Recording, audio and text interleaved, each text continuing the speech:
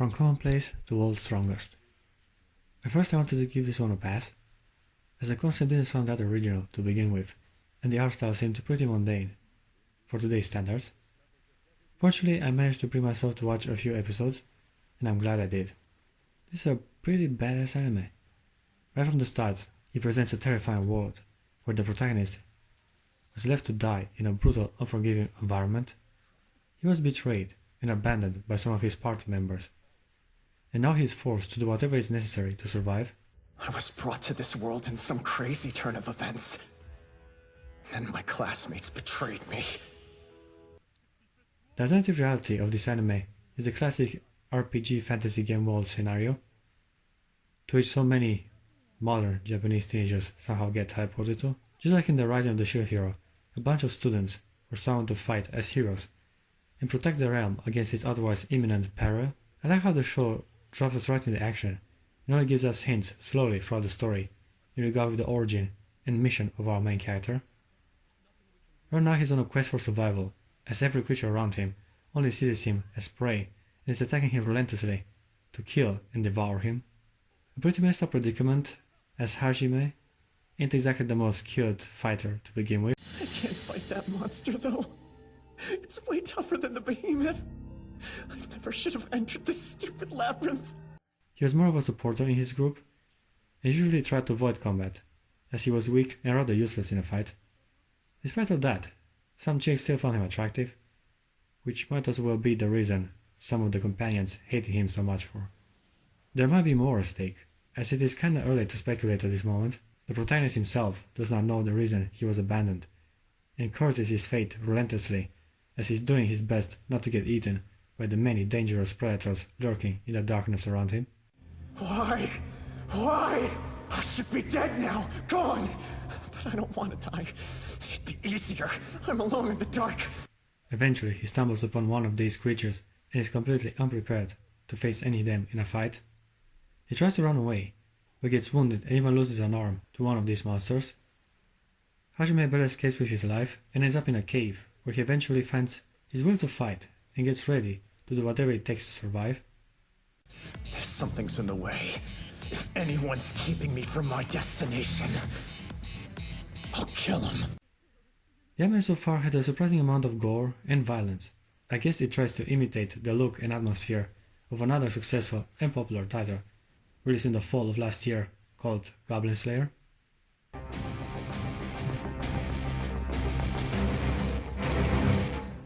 I am Goblin Slayer. From the dark atmosphere to the grotesque creature design, Arifureta presents a rather similar world with the one of our mysterious Goblin Slayer. Okay, back to Hajime. It turns out that by eating the flesh of monsters, the protagonist can increase his status and even learn a few deadly skills that will come in handy in the upcoming battles. This new way of life changed his personality drastically. He's no longer the insecure, frail boy that couldn't hold his own in a fight. Now he's determined, ruthless, and confident in himself and abilities. Even his appearance changed. The main character had a painful physical transformation that changed his body type and even hair color. He's now a muscular tall guy with white hair, a jacket, and a firearm. Yeah, he kinda reminds me of Dante from the Devil May Cry franchise, but I digress. He might be cool now, but nowhere near that handsome.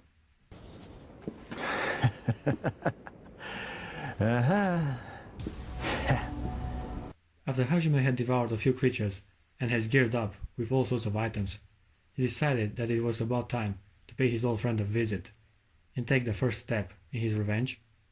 After a brutal and visually impressive fight, the protagonist comes victorious and sets on a quest to escape from the lower levels and surface back to his friends. In just one episode, the protagonist undergo a fair amount of character development. I learned a lot about him as I understand his struggle and can even sympathize with his situation. The anime managed to make me care for the main character, and I'm glad we were offered to see his thematic progression from commoner to world's strongest. His journey is far away from over though, as he decides to go down a few more levels.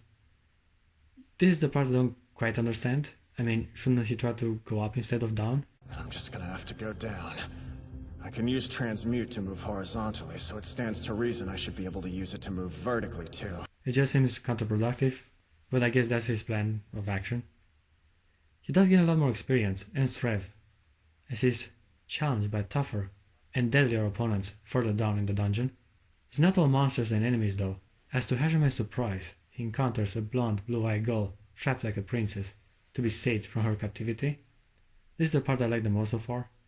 At first the main character is reluctant to save her, as he thinks she is dangerous and sealed away, for a good reason. Come on. You're obviously sealed away down here for a reason. Only an absolute idiot would release you. But the blonde girl confesses she was betrayed, which immediately strikes a nerve for our protagonist. Being awfully familiar with the despair of being abandoned all alone, Hajime decides it's best to give her a chance for freedom and releases the blonde from her cage. The girl claims she is an immortal vampire that can heal really fast. No matter how absurd that might sound, she does possess a fair amount of magic, and she quickly gets a chance to show her might against their numerous enemies. Right from the start she develops a strong attachment to Hajime. It even asks him to give her a new name. How about Yue? Where I come from, it's a word that means moon. From now on, the protagonist ain't alone in his quest anymore, as little Blondie stays tightly stuck to his back and often snacks on his blood, without consent, if I may add. It shouldn't come as a surprise, she is a vampire after all. Really? Hey, little vampire princess, you think you could give me a break and stop snacking on me for a minute? And wait a minute, a blonde lolly stuck to the main character's back. This is just like the other anime, Demon King Retry. Come on guys, at least wait until a season before you rip each other off. Anyway, we have two main characters now, that surprisingly work rather well off each other. I wasn't expecting for them to have such chemistry already. I think you burned off part of my scalp. No biggie.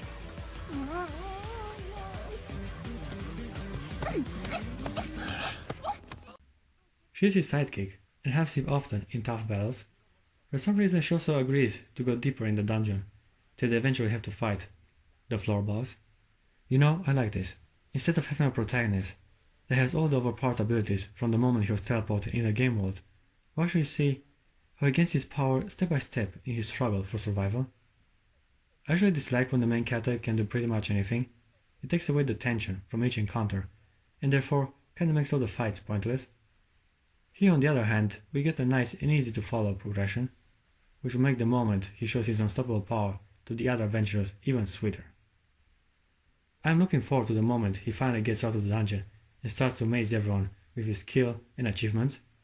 Something else I appreciate about Hajime is how he does not allow revenge to consume him. He still remembers his betrayal, of course, but he does not allow it to control his life. This wouldn't be a complete video without me talking about some ladies. The anime is also a harem, by the way. It came as a surprise, but hey, I get to enjoy two entries in the harem genre this summer.